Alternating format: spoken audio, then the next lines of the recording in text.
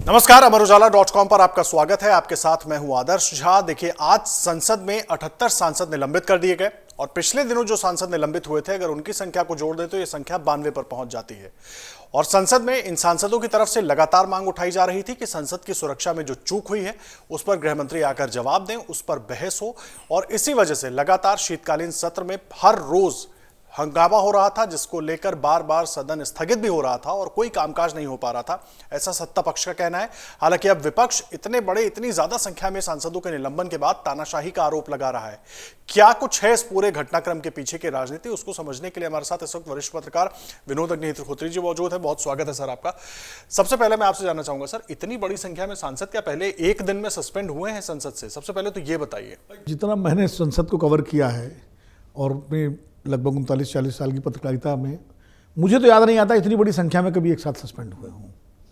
राजीव गांधी के टाइम में एक बार 60 से ज़्यादा करीब सत्र में सांसद सस्पेंड हुए थे, लेकिन इतनी बड़ी संख्या में 78 सांसद एक ही दिन में, और कुल मिला के एक ही सेशन में 92 सांसद, अब मुझे याद नहीं पड़ता कि कोई इतने सस्पेंड हो। और वैसे भी अगर मैं अपने पीछे सोचूं तो उस समय तो सस्पेंशन इतना ज़्यादा होता ही नहीं था। नेहरू जी के टाइम में और बाद में तो हल्ला मचाते थे सांसद, पहले में जाते थे, मार्शल को निकाल के बाहर कर देते थे। कभी कभी एक अक्सर समाजवादी पार्टी के लोग, समाजवादी मतलब सोशलिस्ट जो सांसद थे, ज़्यादा हंगामा करते थे, उनको मार्शल राजनारायण जी वगैरह उनको बाहर कर देते थे। निलंबन तो ये 80 के दशक से शुरू हुआ, ज़्यादा निलंबन होना। और लेकिन इतनी बड़ी संख्या में मुझे लगता है कि इतना बड़ा नंबर पहली बार जो है मेरी याददाश्त में जो है हुआ है सांसदों का निलंबन एक ही सत्र में। ये एक तो बहुत चौंकाने वाला है सर। राज्यसभा लोकसभा दोनों से सांसदों को मिलाएं तो 92 के करीब सांसद हैं। अब सवाल बड़ा ये है, एक तरीके से जिस तरीके से संसद की कार्यवाही चल रही है, शीतकालीन सत्र में हम देख रहे हैं 13 दिसंबर की घटना के बाद से लगातार हंगामा हो रहा है, लगातार बयान की बात हो रही है। दोनों पक्षों से मेरा सवाल है, एक तो सरकार की जिम्मेदारी है, इस पर जवाब क्यों नहीं दिया जा रहा? केवल ये तर्क क्यों कि जांच जारी है, एक ये। दूसरा, विपक्ष जिस तरीके से हंगामा कर रहा है, क्या विपक्ष भी इंतजार नहीं कर सकता, सरकार की बात पर भरोसा नहीं कर सकता कि पहले जांच हो जाए, पूरी जांच सामने आ जाए, फिर जरूर बहस की मांग की जाए तो ज्यादा बेहतर होगा? देखिए, 13 दिसंबर 2001 में जब हमला हुआ था संसद पर, अटल जी प्रधानमंत्री थे, अडवाणी जी, लालकृष्ण अडवाणी जी गृह मंत्री थे, हम सब लोग उसमें संसद कवर करते थे। बल्कि जिस दिन घटना हुई उस दिन हम लोग संसद में ही आसपास थे। अब मैं आपको बताऊं कि उस वक्त भी विपक्ष ने, वो बहुत गंभीर घटना थी, भयानक घटना थी, तो एक प्राथमिक बयान अडवाणी जी ने दिया था और उसके बाद ये था कि पूरी रिपोर्ट आने के बाद विस्तृत बयान दिया जाएगा। और अक्सर ऐसा होता है भाई, गृह मंत्री अमित शाह जी अगर एक प्राथमिक बयान दे दें कि ठीक है, जो घटना सामने दिखाई पड़ रही है, जो हम लोगों को भी मालूम है कि कैसे घुसे लोग, क्या उन्होंने धुआं छोड़ा और उसमें, तो इतना सब तो एक इसको सूचीबद्ध करके बताया जा सकता है। उन्होंने एक टीवी चैनल के प्रोग्राम में बात की भी इस मामले पे। तो वैसे भी परंपरा है कि जब संसद चल रही हो तो आमतौर पर जो नीतिगत मुद्दे हैं या विपक्ष किसी मुद्दे पे सवाल पूछ रहा है तो वो सारी बात संसद पटल के अंदर की जाती है, संसद के बाहर नहीं करने की परंपरा है। लेकिन उन्होंने टीवी चैनल पे जो बात कही है वही बात वो अगर सदन के पटल पे कह दें दोनों सदनों में तो किस्सा खत्म हो जाएगा। फिर अगर विपक्ष हंगामा करेगा तो जिम्मेदारी उसकी होगी कि भाई गृह मंत्री जी ने प्राथमिक बयान दे दिया, उसके बाद आप मतलब क्यों शोर मचा रहे हैं। अब चूंकि सरकार ने भी एक तरह से फैसला कर लिया, जिद कर ली कि हमें बयान अभी नहीं देना है, विपक्ष मांग रहा है, विपक्ष अपने हट पे अड़ा हुआ है कि बयान चाहिए, तो बीच का रास्ता तो यही होता है। और मुझे जो लगता है आदर्श, देखिए कि इस सरकार और इस विपक्ष के बीच में लगातार संवादहीनता है। संबंधों का जो स्तर है वो बहुत ही कटुतापूर्ण है। पहले कभी इतना कटुतापूर्ण संबंध पक्ष विपक्ष के बीच में कम से कम मैंने तो नहीं देखा। और मुझे याद है कि जो संसदीय कार्य मंत्री हुआ करते थे वो एक तरह से पुल होते थे सत्ता पक्ष और विपक्ष के बीच में, चाहे वो भारतीय जनता पार्टी में अटल बिहारी वाजपेयी के ज़माने के संसदीय कार्य मंत्री रहे हों या कांग्रेस में राजीव गांधी, नरसिंह राव जी के ज़माने में या मनमोहन सिंह के ज़माने में जो संसदीय कार्य मंत्री होते थे। अब देखिए कौन कौन लोग संसदीय कार्य मंत्री, बीजेपी में सुषमा स्वराज, प्रमोद महाजन, अरुण जेटली, मुख्तार अब्बास नकवी, ये मदन लाल खुराना, ये वो नेता थे जिनके बहुत अच्छे संबंध होते थे सभी दलों के नेताओं से। इसी तरह कांग्रेस में प्रेमचंद दास मुंशी, ये अपना गुलाम नबी आज़ाद, और भी कई नेता थे, मैं इस वक्त नाम ध्यान नहीं आ रहा है। मनमोहन सिंह के टाइम में भी कई अच्छे संसदीय कार्य मंत्री हुए। राजू शुक्ला भी रहे, संसदीय कार्य मंत्री रहे, और भी तमाम नेता रहे, और उनका काम ही था कि पक्ष और विपक्ष के बीच में लगातार संवाद बनाए रखना। मौजूदा दौर में संसदीय कार्य मंत्री की तो कोई भूमिका ही नजर नहीं आती। प्रहलाद जोशी जी हैं, कर्नाटक से आते हैं, हाउस में तो खड़े होकर सरकार का पक्ष रखते हैं वो, लेकिन जिस तरह संसदीय कार्य मंत्री विपक्ष के नेताओं से मिलते थे, व्यक्तिगत बात करते थे, उनसे बर्फ जो होती थी जो पिघलाते थे, और अगर किसी मुद्दे पे गतिरोध बनता था उसको तोड़ने का काम करते थे, वो मुझे प्रयास कहीं नहीं दिखाई पड़ रहा है, न इस सत्र में न पिछले सत्र में। जब भी गतिरोध हुआ इसी तरह गतिरोध होता रहा, ये एक बड़ी कमी है। और आपको मैं घटना बताता हूँ, जो घटना खुद गुलाम नबी आज़ाद साहब ने बताई थी, खुराना जी ने इसकी तस्दीक की थी। जब नरसिम्हा राव सरकार के बाद, जब कुछ समय तो यूनाइटेड फ्रंट की सरकार रही, देवगौड़ा जी गुजराल की, फिर वाजपेयी जी प्राइम मिनिस्टर बने, अटल जी बने, तो खुराना जी को जब उन्होंने संसदीय कार्य मंत्री बनाया तो उन्होंने कहा कि जाके जरा गुलाम नबी आज़ाद से मिलिए और उनसे पूछिए कि संसद कैसे चलाई जाती है, उनसे सीखिए।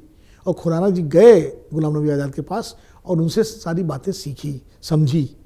तो ये उस वक्त स्तर था सरकार और विपक्ष के संबंधों का, रिश्तों का। तो कम से कम सीखे न सही तो पुराने जो रिकॉर्ड रूम में या संसद की लाइब्रेरी में सारी चीज़ें रिकॉर्ड पे हैं, उनको देख ले तो बहुत सारी चीज़ें सुलझ सकती हैं। ये जो हठधर्मी है दोनों तरफ की, विपक्ष और सत्ता पक्ष विपक्ष की, वो संसद में गतिरोध पैदा कर रही है। और वैसे संसद में गतिरोध खत्म करने की सबसे बड़ी जिम्मेदारी स्पीकर और चेयरमैन की तो है ही, लेकिन सरकार की है। और सरकार अगर थोड़ा सा रीच आउट करे विपक्ष को, खड़गे जी से बात करे, अधीर रंजन चौधरी से बात करे और नेताओं से बात करे और कोई रास्ता निकाले। लेकिन आज तो सर अधीर रंजन चौधरी भी सस्पेंड हो गए, सबसे बड़ी बात तो ये है। और जिस आपसी संबंधों तारतम्यता की आपने बात की, उसी से मेरा सवाल है कि दोनों पक्षों की जिम्मेदारी है, पक्ष और विपक्ष दोनों की जिम्मेदारी है कि संसद का जो कामकाज है वो सुचारू रूप से चले। और जितनी बड़ी चूक हुई, वाकई बहुत बड़ी घटना है, इस पर तो बहस होनी चाहिए, एक पक्ष ये भी है, लेकिन उसके अलावा भी, उसके साथ भी बहुत सारे देश के लिए जरूरी काम है जो संसद में होते हैं, जो नहीं हो पा रहे हैं। बिल्कुल सही कह रहे हैं आप कि संसद का सत्र 2 दिन बचे हुए हैं और बहुत सारे बिल पेंडिंग होंगे, बहुत सारे सांसद अपने क्षेत्र की समस्याएं, सवाल उठाना चाहते होंगे, वो सब सवालों के जवाब लिखित पहुंच जाएंगे। लेकिन संसद के अंदर जब प्रश्न होते हैं, उनका पूरक प्रश्न होते हैं, उन पर बात होती है, मंत्री जवाब देते हैं, सांसद उस पर फिर दूसरा सवाल पूछते हैं, तो वो बहुत चीज़ें साफ होती हैं। वो नहीं हो पा रहा है। मैं अभी 1-2 दिन पहले ही इस गतिरोध के दौरान मेरी, जब वो 14 सांसद सस्पेंड हुए, निलंबित हुए, तो मैंने एक भाजपा के एक शीर्ष नेता है जो अब मंत्री नहीं है, पहले अटल जी की सरकार में मंत्री थे वो, तो मैंने उनसे ऐसे पूछा, ऐसे बात हो रही थी अनौपचारिक बातचीत में जो मित्रों के साथ होती है, तो उन्होंने एक बताया, उन्होंने कहा कि एक बार अटल जी के समय ऐसे ही बड़ा गतिरोध था संसद में और काफ़ी विपक्ष के सांसद हंगामा कर रहे थे।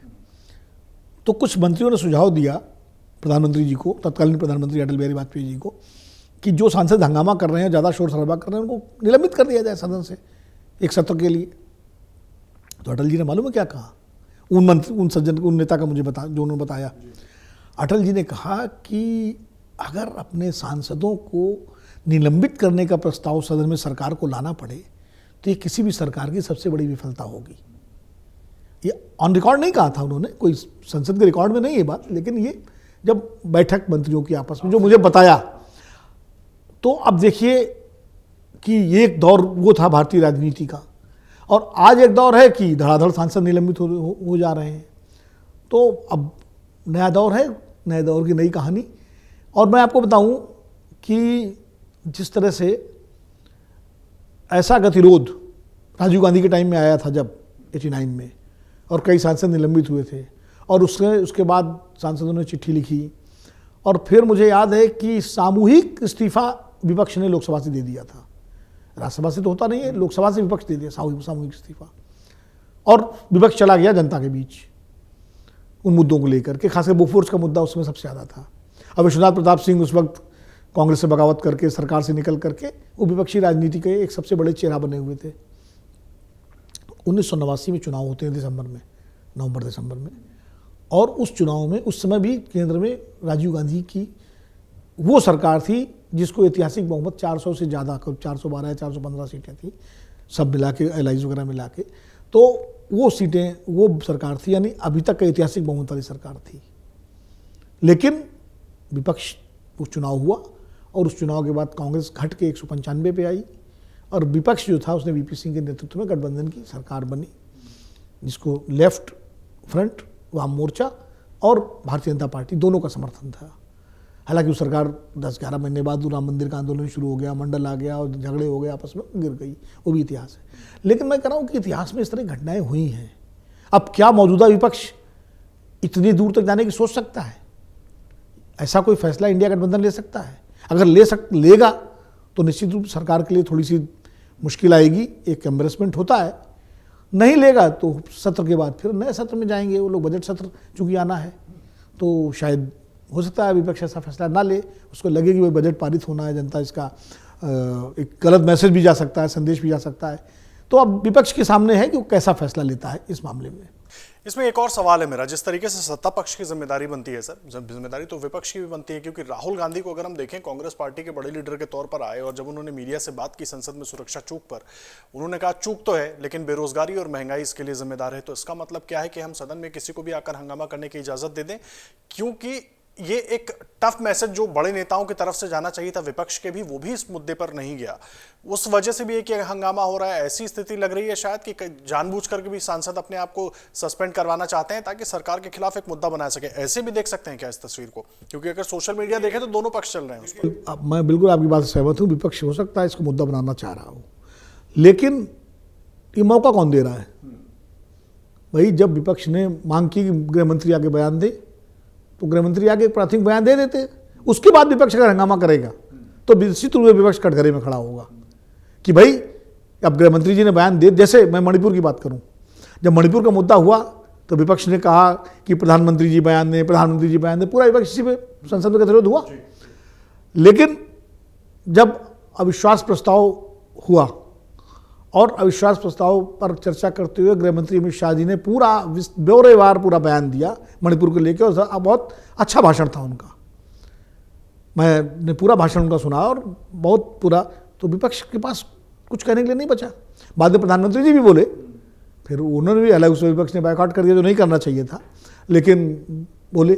तो मैं कह रहा हूँ कि अगर सरकार समय रहते विपक्ष की मांग को अपने हिसाब से मान ले, देखिए विपक्ष की मांग मानने में कोई सरकार की हेठी नहीं हो जाती, कोई सरकार की नाक नहीं कटती, कोई सरकार का वो नहीं होता कि सरकार अगर मान ले तो सरकार का, बल्कि मैं तो कहूँगा कि एक लोकतांत्रिक देश में सरकार के लोकतंत्र के प्रति प्रतिबद्धता और ज़्यादा मजबूत होती है और उसकी छवि में निखार आता है। भाई अटल जी को आज क्यों याद करते हैं हम लोग कि अटल जी एक उदार प्रधानमंत्री थे, विपक्ष उन पर बहुत हमलावर होता था लेकिन वो मौका देते थे। आज क्यों याद करते हैं नेहरू जी को संसदीय राजनीति में? क्यों याद किया जाता है नरसिम्हा राव को, इन लोगों को, कि उन्होंने विपक्ष को स्पेस दिया? इंदिरा गांधी को इमरजेंसी का उनके ऊपर एक माथे पर जो दाग है वो है ना, वो लगा हुआ है ना। तो मैं ये कह रहा हूँ कि कोई भी सरकार अगर अपोजिशन को एक स्पेस देती है तो उससे उसकी कोई ना बदनामी होती है ना उसका कोई वो कमज़ोर होता है, बल्कि मेरे हिसाब से उसका दर्जा और ऊंचा होता है। एक आखिरी सवाल, एक चीज़ मैं आपसे समझना चाहूँगा। आपने कई सरकारों, कई प्रधानमंत्रियों को बहुत करीब से उनकी नीतियों को बनते, उनको पालन कराते, सब कुछ करते हुए देखा हुआ है। संसद में, लोकसभा को आपने सालों कवर किया है।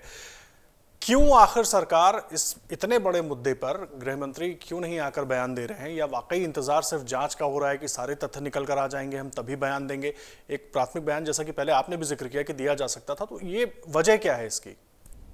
देखिए, मुझे लगता है कि इस सरकार और मौजूदा विपक्ष, इनके बीच में जो अविश्वास की जो दरार है, संबंधों की कटुता की जो बुनियाद है, वो बड़ी आज की नहीं है।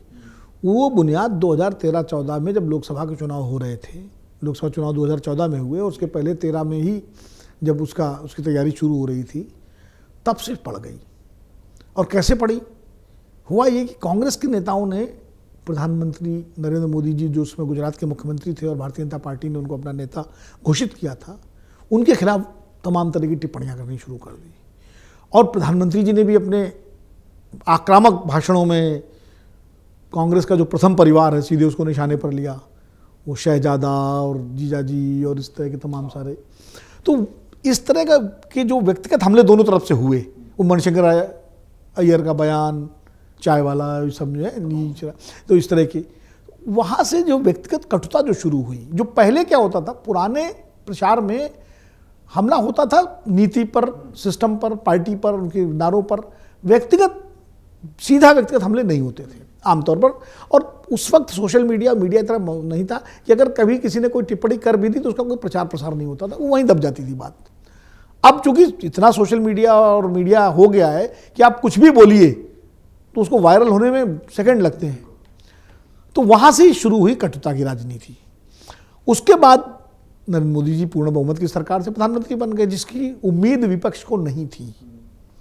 विपक्ष को लगता था, कांग्रेस पार्टी को खास करके, कि भारतीय जनता पार्टी ले दे करके 200 सवा 200 सीटों पर आके अटक जाएगी और उसके बाद मोदी जी के लिए कोई तैयार नहीं होगा और या तो हमारी सरकार बनेगी या मोदी जी के अलावा कोई बीजेपी का नेता प्रधानमंत्री बनेगा। उनका आकलन जो है, मतलब कैलकुलेशन ये था, पूरा आकलन हो गया उल्टा। भारतीय जनता पार्टी 283 सीटें अकेले दम पे जीत लाई और एनडीए मिला के करीब 350 हो गई। तो अब वो प्रधानमंत्री बन गए मोदी जी। तो ये 10 साल की सरकार थी यूपीए की, तो हकबक हो गए, एकदम से सत्ता हाथ से चली गई। यही स्थिति हुई थी जब मनमोहन सिंह प्राइम मिनिस्टर बने 2004 में।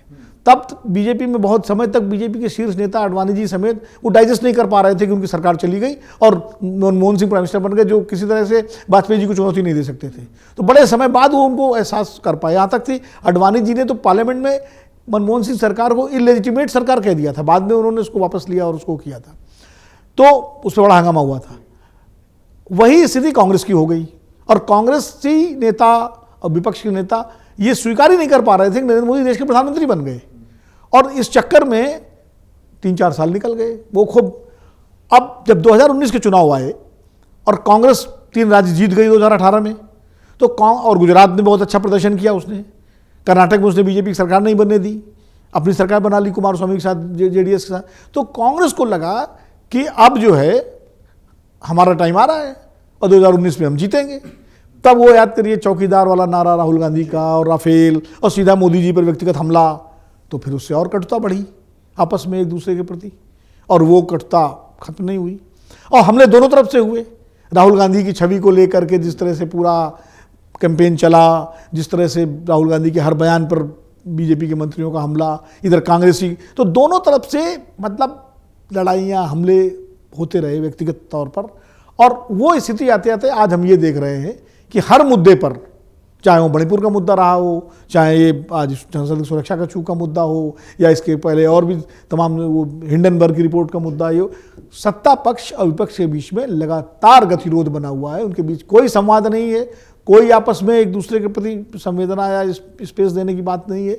और बिल्कुल ऐसा लग रहा है कि ये प्रतिद्वंदी और विरोधी न होकर एक दूसरे के शत्रु हैं, जबकि लोकतंत्र में सत्ता पक्ष विपक्ष शत्रु नहीं होते हैं, प्रतिद्वंदी होते हैं, विपक्षी होते हैं, विरोधी होते हैं, लेकिन वो एक देश के बड़े जनमानस का प्रतिनिधित्व करते हैं। अगर करीब 22-23 करोड़ लोगों ने भारतीय जनता पार्टी को वोट दिया तो 11-12 करोड़ लोगों ने कांग्रेस को वोट दिया। अगर और क्षेत्रीय दलों जो इंडिया गठबंधन के सहयोगी हैं उनका वोट मिला दें तो वो भी काफ़ी हद तक बराबरी पे पहुंच जाता है, तो उसे हो जाता है। तो एक दोनों पक्ष जो है जनता के नुमाइंदे हैं। तो मुझे लगता है ये सोचना चाहिए सत्ता पक्ष को भी, विपक्ष को भी, और उसी हिसाब से आचरण करना चाहिए। ये बहुत महत्वपूर्ण बात आपने कही सर, पक्ष और विपक्ष दोनों को लेकर, क्योंकि सवाल दोनों पर खड़े होते हैं। एक तरफ से तो जवाब की मांग हो रही है और दूसरे पक्ष की जिम्मेदारी है कि वो सदन को चलने दे और फिर जवाब मांगे तो ज्यादा बेहतर होगा। लेकिन आगे राजनीतिक तस्वीर क्या बनती है? आज जिस तरीके से 78 सांसद सस्पेंड हुए हैं, क्योंकि अभी 2 दिन का सत्र और बाकी है और कल ही इंडिया गठबंधन की बैठक भी होनी है, क्या कुछ आगे की रणनीति होती है, उससे जुड़ा अपडेट भी अमरुजाला.com पर आप तक लगातार पहुंचाते रहेंगे। बहुत धन्यवाद सर हमारे साथ बातचीत करने के लिए। फिलहाल के लिए आपको बहुत धन्यवाद, लेकिन हर बड़ी खबर से जुड़े अपडेट के लिए आप लगातार अमरुजाला.com पर जरूर जुड़े रहिए।